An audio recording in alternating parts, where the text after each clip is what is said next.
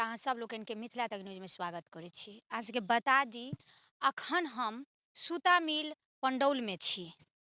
जतऽ एकटा उद्योग के लेल जे जानल जाइ छलै मिथिला में, ओ उद्योग कतौ ने कतौ खत्म भऽ चुकल। लेकिन ई सूता मिल जतऽ अछि ततऽ जमीन छल एतऽ जे छै से आब जे छै से टेक्सटाइल इंडस्ट्रीज लागल जा रहल अछि। आब एतऽ टेक्सटाइल इंडस्ट्रीज जे छै से अहाँ सबके मिथिला में जे छै से आबि गेल है। अहाँ सबके बता दी जे आइ जे छै से एतऽ भूमि पूजन भेलै। जे हम देखाबऽ चाहब, जे देख सकै छियै जे आइ भूमि पूजन भेलैए और भूमि पूजन कऽ कऽ शुभारम्भ भेलै। टेक्सटाइल इंडस्ट्रीज जतऽ लेदर वस्त्रके जे छै, लेदर कपड़ाके जे छै से एतऽ इंडस्ट्री शुरू हैत।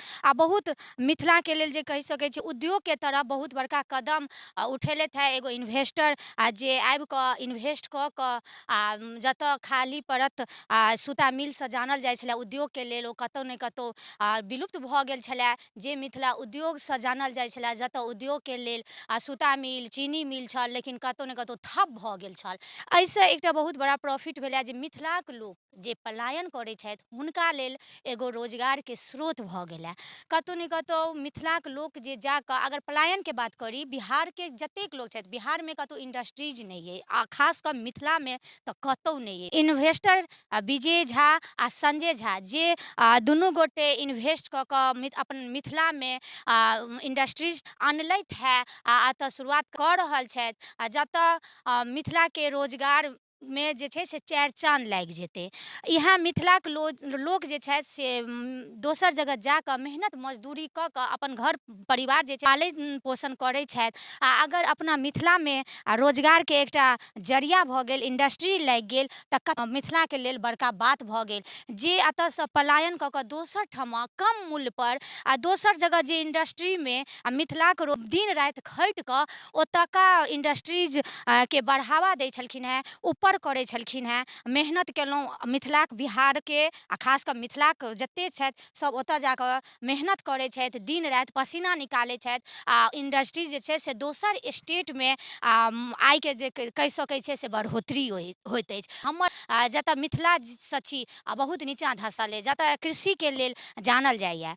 कृषि जे छै सेहो कतौ ने कतौ खत्म भऽ गेल। कृषिपर डिपेंड भऽ कऽ घर परिवार चलेनाइ सम्भव नहि अछि।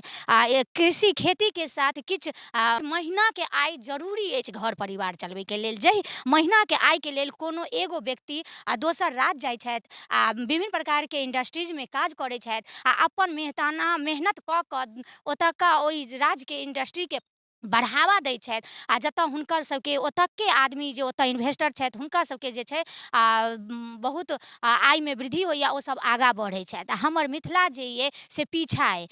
बिहारके अगर बात करी तऽ बिहारमे इंडस्ट्रीज ओतेक नहि अछि। ओहोमे मिथिलाके बात करी जतऽ अहाँके उद्योगके जे छै से जमीन बहुत छै। ई सूता मिल जतऽ पंडौलमे अहाँ देख सकै छियै एतुका जमीनके जे कतेक बड़का प्लॉट अछि। प्लॉटके बात करी, ओ चीनी मिलके करी, खादी भंडारके करी, जतऽ अहाँके पूरा सुनसान प्लॉट पड़ल छै। आधा इन्वेस्टरके बीचमे बात भऽ कऽ अगर कोनो इन्वेस्टर आबै छथि ब्यादा हुनका इन्वेस्टरके दै छथिन इंडस्ट्रीज लागैए, तऽ कतेक बड़का बात होइए। बहुत खुशीके मिथिलाञ्चलक बात होइ छै। एखन संजय झा आ विजय झा भाइजी जे छथि हुनका पूरा मिथिलाके लोक जे छै से हुनकापर गौरवान्वित महसूस करैत हेताह जे एकटा इन्वेस्टर जे दोसर राज्यमे करै छथि, दोसर राज्यमे इन्वेस्ट करै छलथि हेँ, अपना जन्मभूमिपर टेक्सटाइल इंडस्ट्रीज लऽ कऽ अएलथि हेँ। आइ एकर भूमि पूजा भेलै। किछु दिनके बाद जे छै से मिथिलामे चारि चाँद लागत आ रोजगार भेटत।